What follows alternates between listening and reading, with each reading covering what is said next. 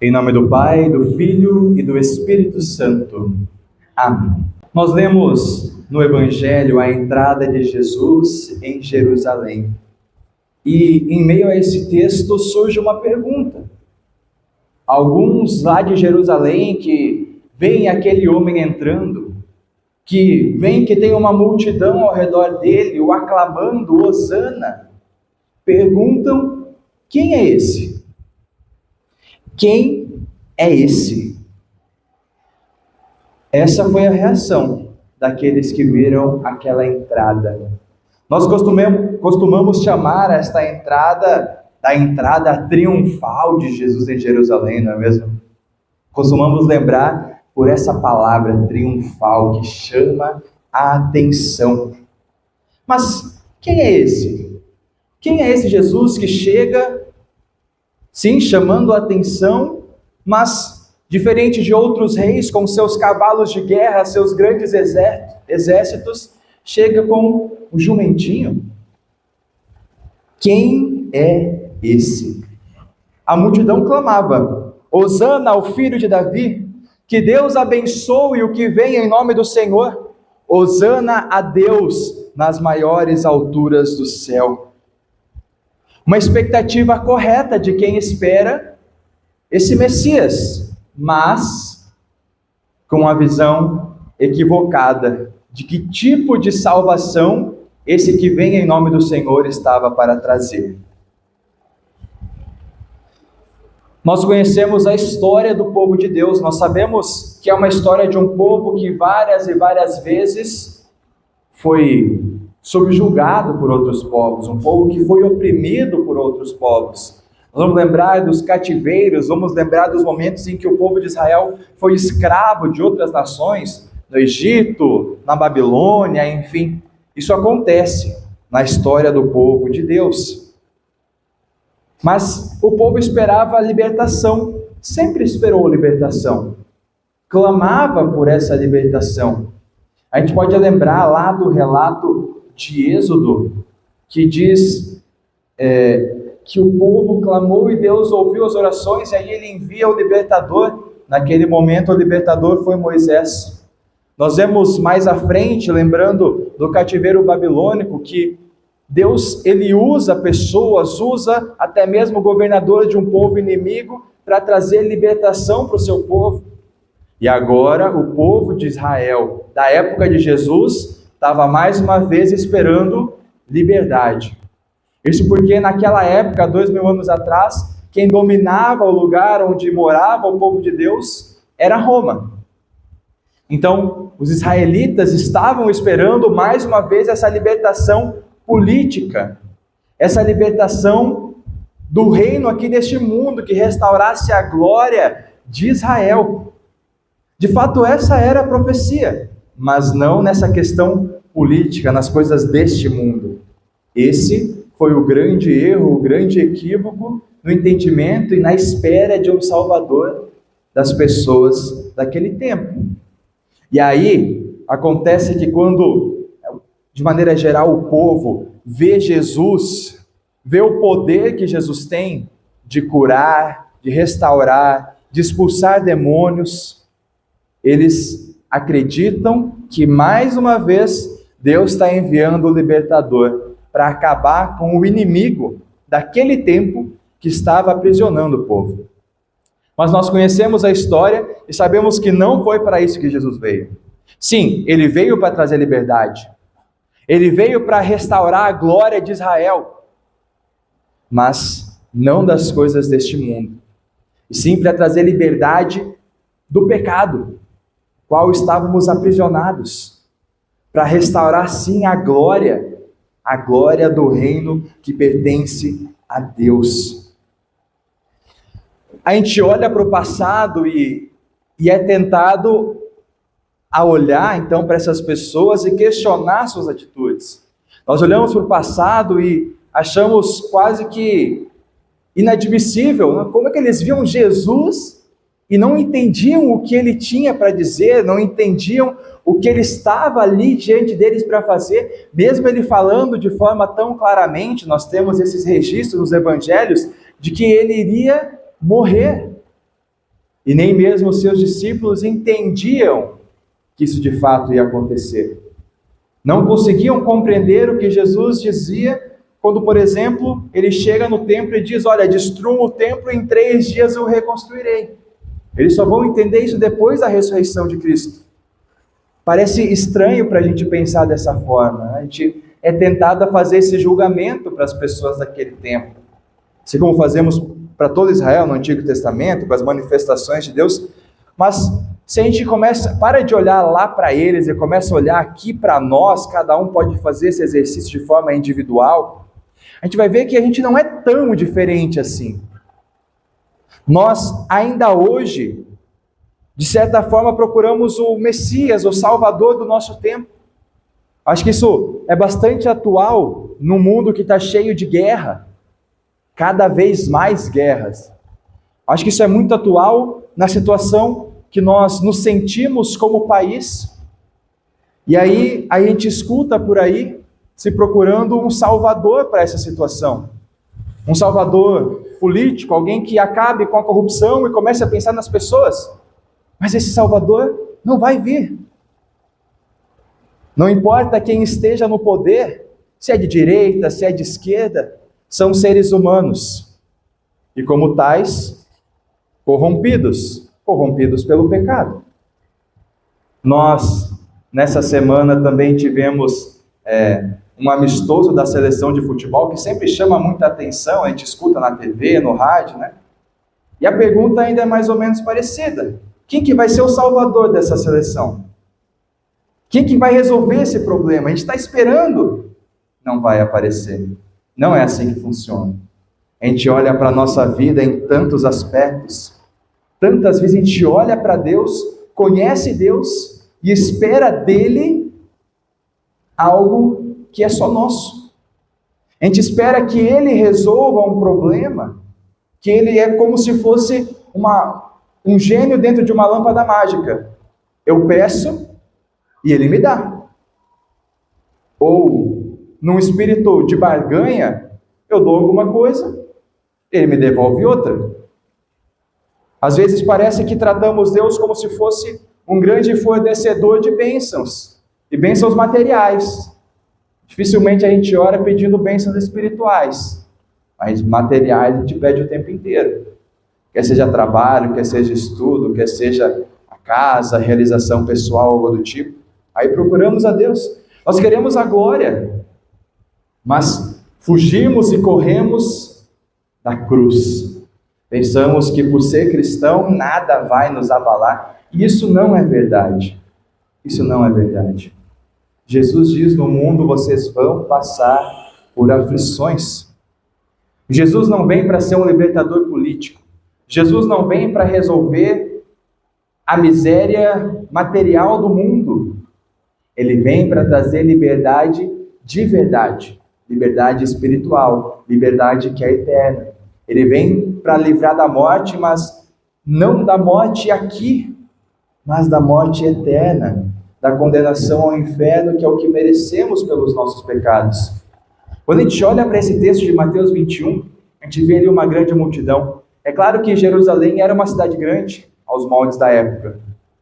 Uma cidade com bastante gente, né? Bastante gente que conhece as promessas de Deus. Jerusalém é uma cidade bastante constituída por pessoas que eram do povo de Israel, que conheciam as promessas de Deus, mas que não a interpretavam corretamente, né? Não usavam a lente correta para entender o que Deus estava prometendo ali com o Messias. E aí essa multidão está aclamando Jesus, e a gente pode se perguntar, por que tinha uma multidão ali? Por que aquelas pessoas estavam esperando Jesus chegar em Jerusalém? Bom, nós vimos o porquê no culto passado, em que nós lemos o registro do Evangelho da ressurreição de Lázaro. E aquela cena, aquele fato foi visto por algumas pessoas, e essas pessoas espalharam essa notícia. E aí essa notícia chega em Jerusalém antes do próprio Jesus. E quando ele está chegando ali, então, aquela multidão está esperando. Porque se eles conhecem quem Jesus é e o que ele fez, mesmo a gente sabendo que eles não entendiam exatamente o que Jesus veio fazer, mas eles veem um homem que leva pessoas com ele, um homem que tem poder para curar, um homem que tem poder para expulsar demônios, um homem que tem poder para ressuscitar os mortos. Agora não tem como a gente perder a batalha.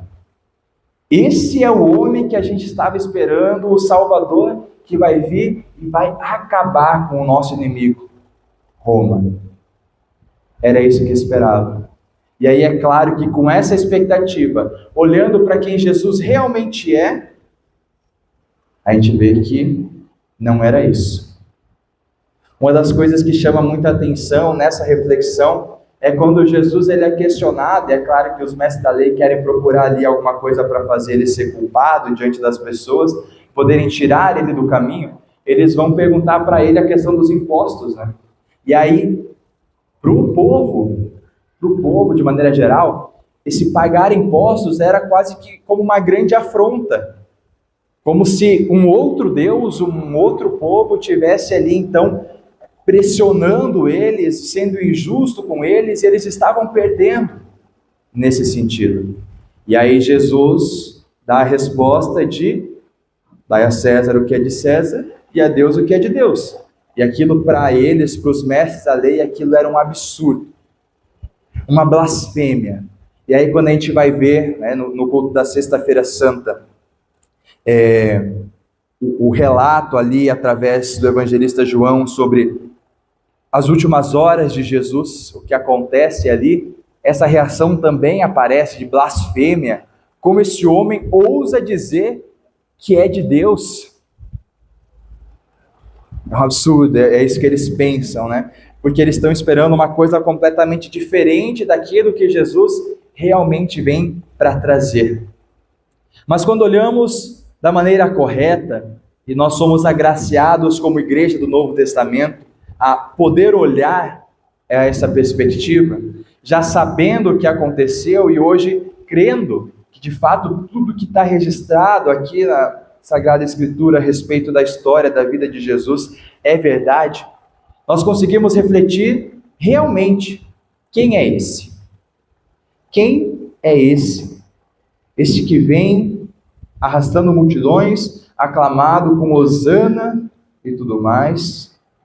Quem é esse? Quando nós olhamos então para a Sagrada Escritura, nós vemos que aquilo que acontece com Jesus já estava prometido que aconteceria. Sim, a salvação, mas também cada coisa, entre aspas, pequena, que acontece no caminho dele desde o nascimento até a morte de cruz. O que a gente pode entender com isso? Que tudo de fato está nas mãos de Deus. Aqui, Mateus é o evangelho que a gente mais tem isso dentro do Novo Testamento, mas a gente vê aqui o registro de uma profecia, no versículo 4, no versículo 5. Isso aconteceu para se cumprir o que o profeta tinha dito. É o que está registrado, e aí vem a profecia, e é exatamente o que acontece com Jesus. E aí a gente vê também um jumentinho que nunca foi montado, ou seja, a gente pode entender que aquilo já estava consagrado, separado, para que de fato o Messias viesse montado nele. São algumas coisas menores na trajetória da vida de Jesus, mas que mostram quanto a promessa e a palavra de Deus, ela é verdadeira. Não foi coincidência que tinha um jumentinho lá esperando, um jumentinho que ninguém havia montado, que estava lá exatamente onde Jesus disse que estaria e estava preparado para ele entrar, e essa entrada também estava prometida no Antigo Testamento. Não foi coincidência, foi Deus agindo através do tempo, através da história. A gente pode lembrar isso, por exemplo, no próprio nascimento de Jesus. A profecia dizia que o Salvador nasceria em Belém.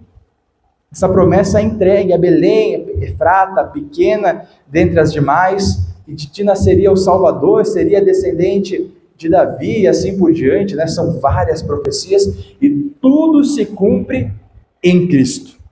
Não é por acaso, é de fato Deus quem está agindo ali desta forma. Nós temos as profecias que apontam para isso, e Jesus cumpre tudo em nosso lugar. Os dois textos, além do Evangelho que nós lemos nessa manhã, são textos que apontam para o Messias. Então, Isaías é um dos hinos do servo sofredor. Então, Isaías vai ter 4 desses, nós lemos um pedaço de um deles, que apontam para o Messias, para a sua obediência ao Pai. E nós temos Filipenses, então, também conhecido como um hino, né? É uma poesia, algo do tipo que nós lemos um pouquinho mais à frente. Não é uma narrativa, e sim uma forma poética ali que o apóstolo está falando de quem é Jesus. Um servo obediente, e obediente até a morte, e morte de cruz. Cristo esvazia-se a si mesmo. Esse texto de Filipenses 2, ele traz ensinamentos muito valiosos para a nossa vida. Porque ele mostra para quem Jesus é, e Deus, através do apóstolo está dizendo, sejam assim também. Tenham o mesmo modo de pensar que Cristo teve. O mesmo modo de pensar que Cristo teve. Ele tinha a natureza de Deus, mas não tentou ficar igual a Deus. Esse texto é interessante. Ele, porventura, é usado de forma equivocada em outras religiões, né? E aí eles não conseguem entender como que Jesus, nesse texto, ele é colocado como alguém humilde e obediente diante do Pai. E aí essas religiões não vão aceitar Jesus como Deus por conta desse texto. Mas na verdade o texto fala exatamente o contrário. Mostra que Jesus é Deus. Mas ainda assim, ele não tenta tomar para si a glória que pertence ao Pai. Aqui a gente tem uma parte da manifestação daquilo que nós chamamos de Trindade. Deus é um só, mas que se mostra em 3 pessoas diferentes, Pai, Filho e Espírito Santo. E aqui Jesus é esse servo obediente. A gente vai falar sobre humildade, a gente vai falar sobre a humilhação de Jesus, que são coisas diferentes, por exemplo, de falar da humanação de Jesus. Jesus se torna homem, e o seu estado de humilhação é quando ele abre mão daquilo que ele tinha como Deus para viver a vida comum de um ser humano. É até difícil a gente descrever e compreender isso. Imaginem, Deus, que Jesus é, que tem poder sobre todas as coisas, que sabe todas as coisas, nasce como um bebezinho, completamente indefeso, completamente dependente de Maria e José, criaturas, e ali está Jesus, Deus e homem. Mesmo sabendo de todas as coisas, ele abre mão dessa onisciência para viver a vida comum que nós vivemos. Mesmo tendo poder sobre tudo, ele abre mão dessa onipotência para viver a vida comum que nós vivemos. E como bebê, como criança, ele chora, ele depende de Maria, depende de José, depende do ensinamento que eles passam a ele. É difícil de compreender como é que isso é possível. Jesus não estava fazendo um faz de conta, não era um teatrinho. Ele realmente abre mão de alguns atributos que ele tem como Deus, enquanto ele caminha aqui no mundo, desde a sua concepção até a sua morte de cruz. Então esse é o período que nós chamamos do estado de humilhação de Jesus. Não é humilhação simplesmente porque ele se torna homem, mas é porque ele abre mão de vários dos seus atributos, dos seus poderes, como Deus. Mas isso não permanece assim para sempre, não permanece assim até hoje. Porque após a morte vem a ressurreição de Jesus e ele é ressuscitado em glória. E ele virá novamente em glória para julgar os vivos e os mortos. Nós há pouco confessamos isso nas palavras do Credo Apostólico. E aí eu quero resgatar na memória de cada um de vocês aquelas palavras do apóstolo, quando ele vai dizer que o evangelho da salvação, a mensagem do Cristo crucificado, é loucura para os gentios e é escândalo para os judeus. Porque a ação de Jesus, a obra que ele realiza em nosso lugar, durante toda a sua vida, a sua morte de cruz, é, para a nossa razão humana, um paradoxo, é quase que contraditório. Isso porque o rei que entra em Jerusalém, ele vem para servir, não para ser servido. Ele vence o diabo, o mundo, a nossa carne, ele vence a morte entregando a vida dele.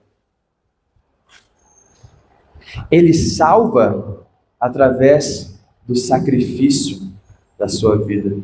Ele paga o preço dos nossos pecados com a sua vida e morte de cruz. Parece loucura mesmo. Parece escândalo mesmo. Mas como também está registrado pelo apóstolo, para nós, os que cremos em seu nome, isso é o poder de Deus. Um poder que se manifesta em glória, mas também em serviço, em cuidado. A gente pode trazer essa realidade para o culto também. A gente, porventura, tem o pensamento de que a gente está vindo no culto para entregar alguma coisa de bom para Deus, para Ele se agradar da gente ou algo parecido.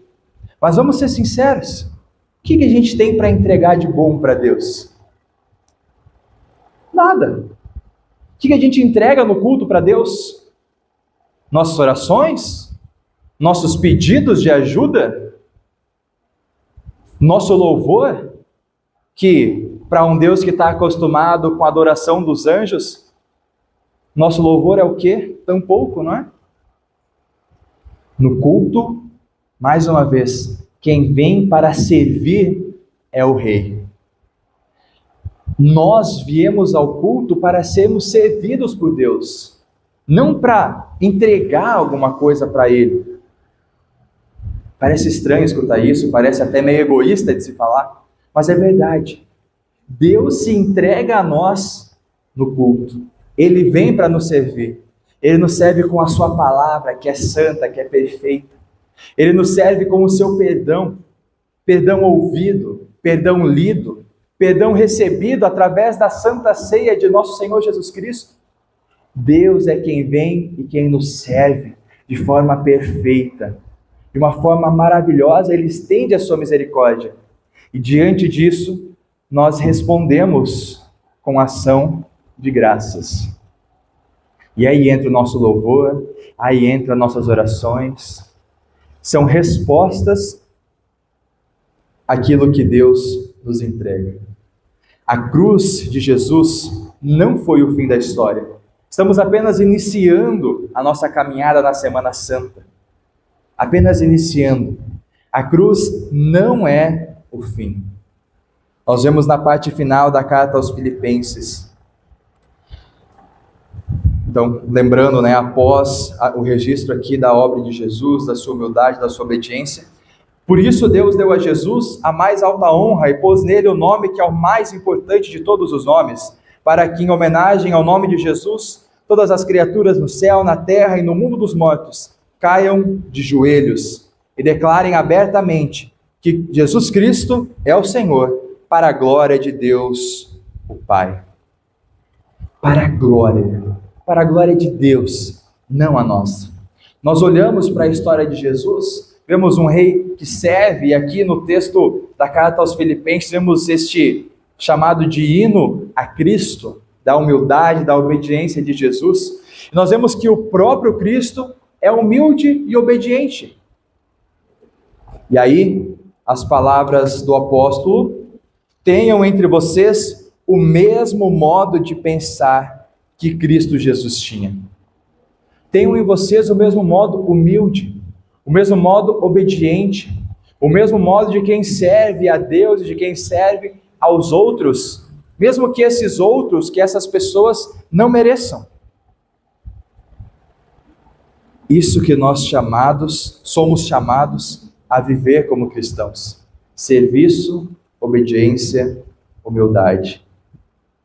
Quem é esse? Nós não podemos diminuir Jesus e colocar ele dentro de uma caixinha de um entendimento humano, das expectativas humanas. Quem é esse? Este é o rei prometido na Escritura. Um rei que serve, um rei que é humilde, um rei que é obediente.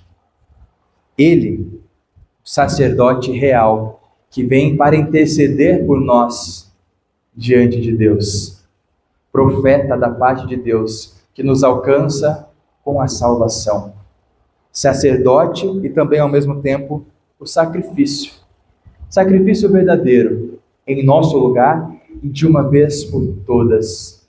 Jesus é o nosso Senhor. Jesus é o nosso Salvador. Iniciamos hoje a nossa caminhada na Semana Santa. Se a gente olhar para a história, a gente vai ver que os nossos pais, que os nossos antepassados davam grande importância para o período da Quaresma, grande importância para essa semana. E na nossa realidade, no nosso tempo, na nossa sociedade, nós temos tantas coisas a fazer que a tentação é que a gente coloque isso de lado. Hoje estamos aqui no culto, na casa do Senhor. Amanhã, cada um vai ter as suas obrigações na sociedade, no trabalho, nos estudos, na família. Mas que também, pela palavra que lida, ouvida e proclamada, durante esses dias, a gente se lembre do que está acontecendo. Mesmo em meio à correria, mesmo em meio às atribuições que nos apertam, que nos sufocam, que possamos tirar um tempo de qualidade para a meditação na palavra do Senhor. E que a gente possa refletir sobre quem é esse? Quem é esse Jesus? Quem é esse Rei? Quem é esse Messias que chega até nós? Que também, irmãos, possamos realmente ter em nós o mesmo modo de pensar de Cristo Jesus, com humildade, com obediência, com serviço e amor ao próximo. Que nos lembremos que a cruz do Calvário não é o fim da história. Que nos lembremos que a morte de Jesus vem para nos trazer a vida.